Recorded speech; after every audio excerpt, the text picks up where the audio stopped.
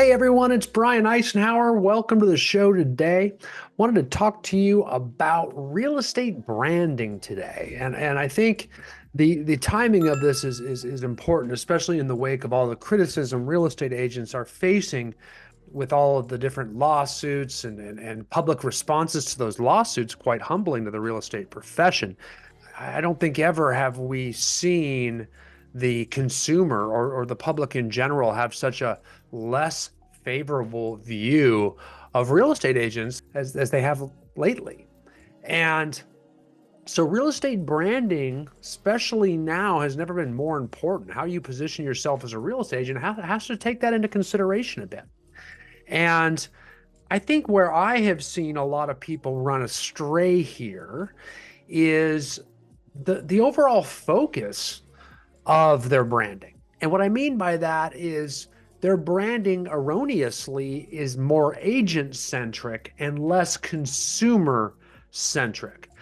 Branding has to be targeted towards what the consumer wants to see, less and less about what the agent wants to see. And I think, that has been accentuated also due to social media, where you're not seeing, agents aren't viewed prior to social media, it's just advertisements. And advertisements were very professional.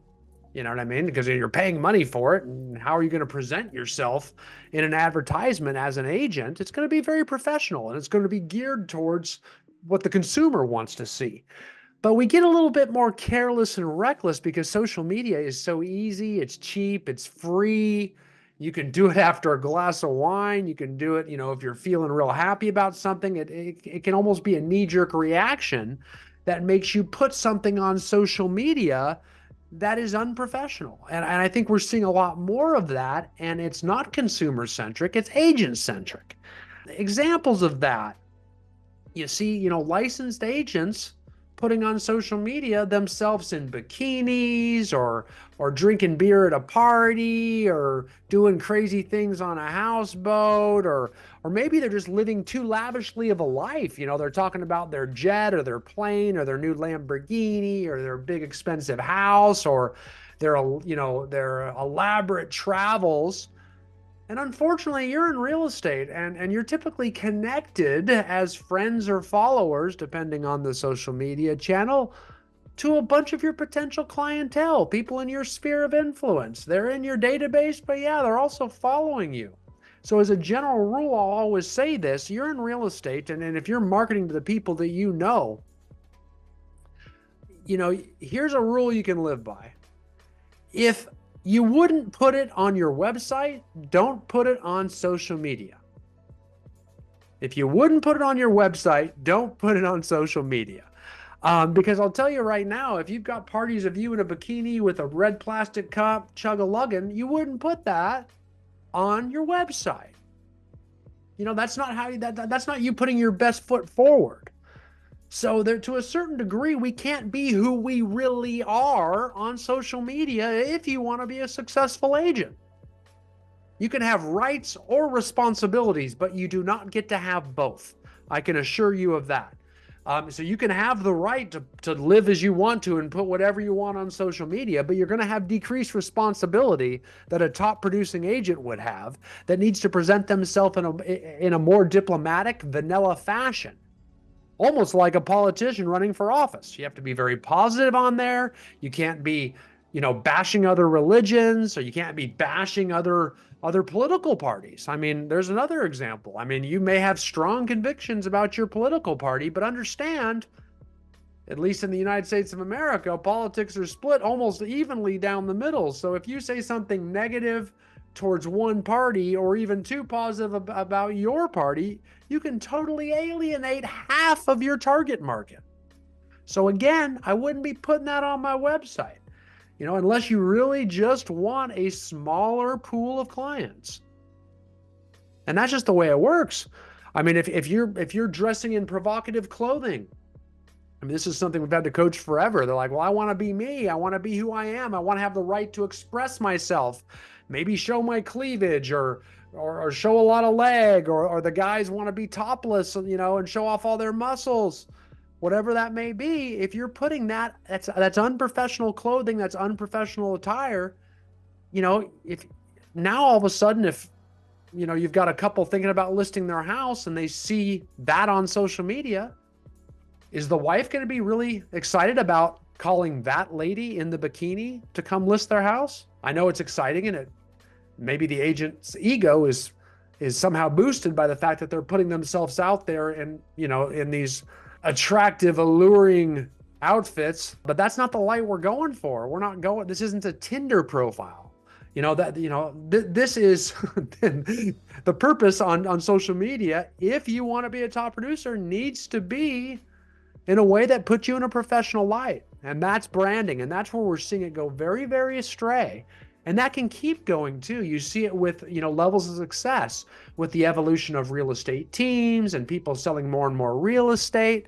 You're seeing people talking about, as an attempt to recruit other agents, which is agent focused.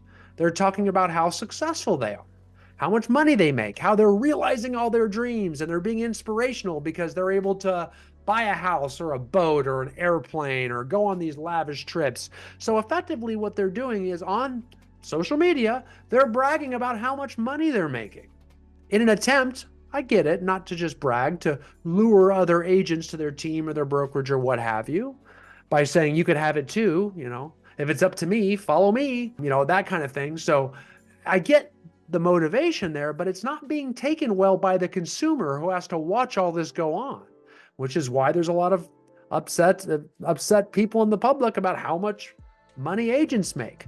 That has also gotten even more exacerbated with revenue share companies. Again, revenue share companies are great and all that. I don't want to knock their model or what they're doing, but I will say how we use it. If we're putting on social media how much we're making in revenue share, and how much, putting up bank statements and showing commission checks and screenshots of how much money is being deposited into our accounts, and talking about the actual dollar amounts we make in revenue share because we're in real estate. Once again, and I get it, we're doing it to try to get people to come to our company so we get more of the revenue share or profit share or what have you. I get it. But again, if that's what we're leading with, we're being agent-centric. We're trying to attract agents and also, increase our own income as agents, but we're just ignoring the consumer who has to watch this entire circus go on.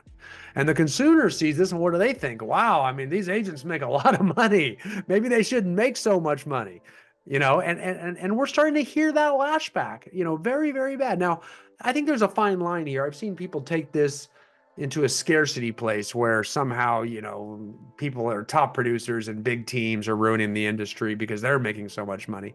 That's only if they're talking about the money. But I don't think talking about success is a problem. If you say, hey, I sell 100 houses or I sell 50 houses or whatever it is, or I'm number one in this and that, I'm okay with that.